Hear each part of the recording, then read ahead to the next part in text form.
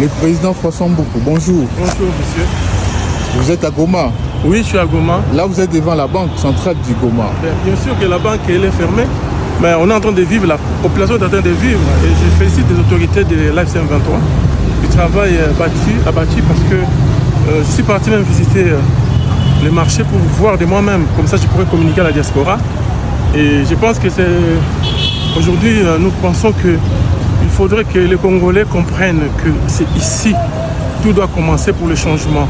Nous sommes en train de voir la ville, elle est propre. Nous sommes en train de voir, là je suis devant la banque, que le président Félix a dû fermer. Un président qui aime son peuple ne peut pas se permettre, du jour au lendemain, je me lève, je suis père de famille, et on vient me dire que je n'ai plus de compte bancaire. Ça c'est quelque chose que nous allons vraiment le dire à haute voix. Et ceux qui viennent ici en Europe, ceux qui sont venus pour soi-disant essayer de porter en plus. Mais nous, ce que nous demandons, d'abord les conditions, il faut que Félix puisse ouvrir les banques. Cette banque-là, toutes les banques de la contrée, parce que je suis parti voir de moi-même au marché, voir les mamans, comment ça se passe, et vraiment les gens se débrouillent. Est-ce que les Congolais de la diaspora sont au courant que les banques sont fermées, mais les populations vivent quand même avec la force de la FCM 23. Ils ont continué à protéger même cette banque. Et aujourd'hui, la population vit. Comment vous expliquez, quel message que vous envoyez au peuple congolais? Mais la population approuve la maturité des dirigeants. Parce que ça montre qu'ils ont des vrais dirigeants qui sont capables de gérer la population. Aujourd'hui, cette population, elle est en train de faire ce qu'on appelle la résilience. C'est dans la souffrance, ils sont en train de travailler dur. Ils sont en train vraiment de se battre. J'ai vu la vie à Goma commence à revenir grâce à l'organisation de AFCM 23. Mais nous avons vu beaucoup de choses. Depuis que je suis là, on dit il n'y a rien, il n'y a pas de tir, il y a la vie qui est là et on sent que la population de Goma commence à vivre sa vie naturellement. Et je pense que je vois, vous êtes accompagné. Oui. Vous êtes accompagné par qui, si vous pouvez présenter votre équipe? Mais je suis venu avec le secrétaire général du Front des militaires congolais, mon cher Denis. Donc, M. Denis Pongo, c'est lui qui pilote au niveau politique du mouvement AFCM, du mouvement FMK AFCM 23. Ok. Monsieur Denis, bonjour. Bonjour. C'est votre première fois d'être en Goma. Quelles sont vos impressions? Une très très bonne impression. D'ailleurs, je suis agréablement surpris de voir qu'il y a la vie à Goma. Malgré tout ce qui se dit ailleurs, là, je suis venu palper du doigt la réalité du terrain. Une très très bonne impression. Comment vous trouvez les infrastructures, la sécurité, la propreté de la ville?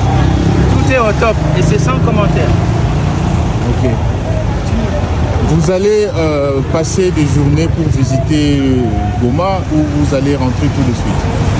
Parce que les gens disent qu'il y a des tirs de feu. Est-ce qu'ici, depuis que vous êtes là, est-ce que vous avez constaté des tirs de feu?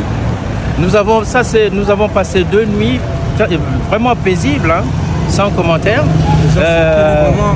Oui, chacun va à ses occupations. Il n'y a pas de contrainte, il n'y a pas d'inquiétude. La vie est tout à fait normale, le plus normal du monde. La police fait bien son travail, les taximens sont là. On fait un coup de chapeau à toute l'administration de l'AFC M23. Chapeau. Président Tolobano Lingala. Oui. Vous êtes à Goma. Oui. Sentiment nini vous êtes à Goma? En tout cas, Goma, vraiment, sentiment de mieux vivre. Et c'est ce que nous voulons, c'est quoi? Tolingi que peuple azala malam. Yango ezali ba démarche biso na kati ya Front des militaires congolais to sala ka pour na bolamu ya population.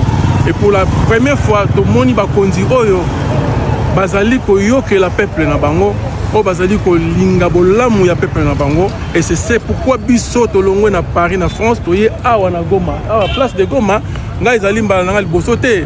Donc na memi susu mokonzi nakati ya FMK ayesu na bandeko mosusu ba déplacer to toye ko lakisa peuple congolais que nzela to yebisaki bino yango yo ya Goma ezali nde na lobaki na mois de juillet na pesaki ba congolais comme conseil na lobaki que Goma ezali incubateur Oh, tous autres travailler pour le Congo et à lobby.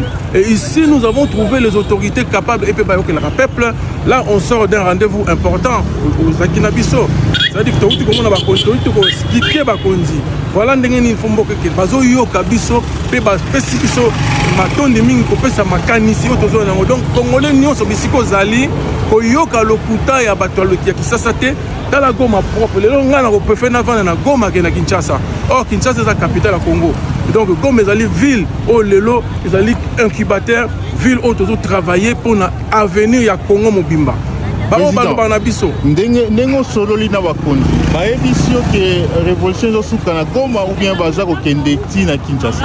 Révolution objectif nango ezali ko libérer d'abord peuple congolais, c'est-à-dire que l'article 64 elobi na biso soki bomoni moto azwi bokonzi na ndenge ya mbili kita na ndenge ya mabe na mbili na ndenge azosala mbongo ndenge mokonzi Félix azosala.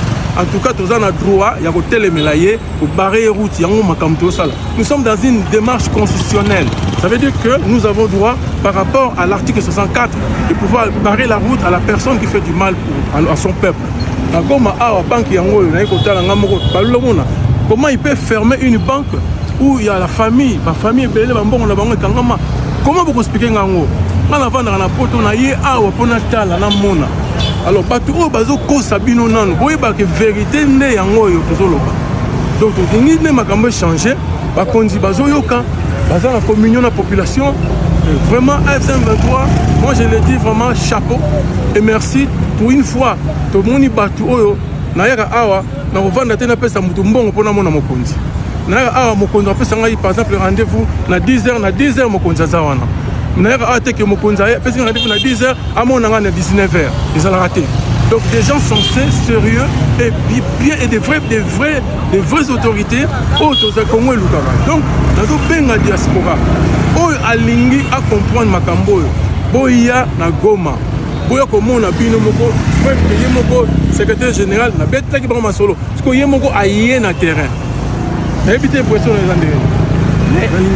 Président, tout simplement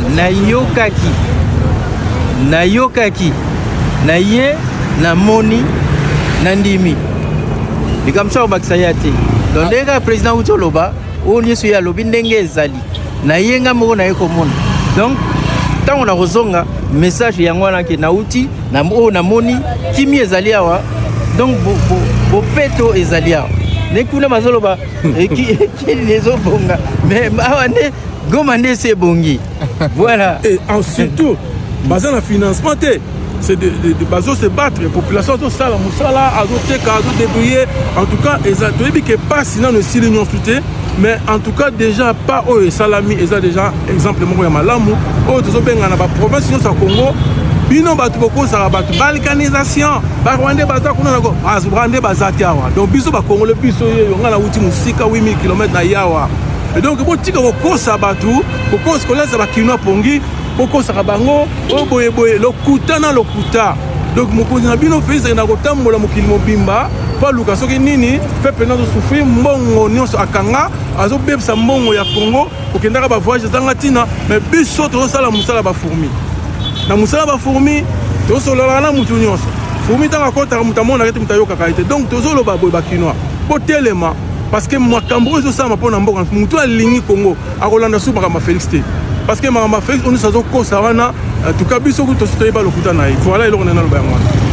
Merci président. Bon, message nyoza nango pona peuple ya Goma, oyo bayambio oyo ozo vanda na bango, message nini oza nango pona bango. Ah, attends, on a zoé ba pesa na Karibu. Il aura le bosso. Karibu est bienvenu. Donc ça linga plaisir donc ça linga plaisir que vraiment peuple ya Goma est gentil. Et puis le reste là vraiment to sepeli mingi na ndenge to zita ko solo parce que bato benga ngapé. En tout cas merci na média na yo et puis merci na Yoso Sali. On va s'appeler et puis on va se voir. Merci. Ça l'a juste photo. Ça l'a juste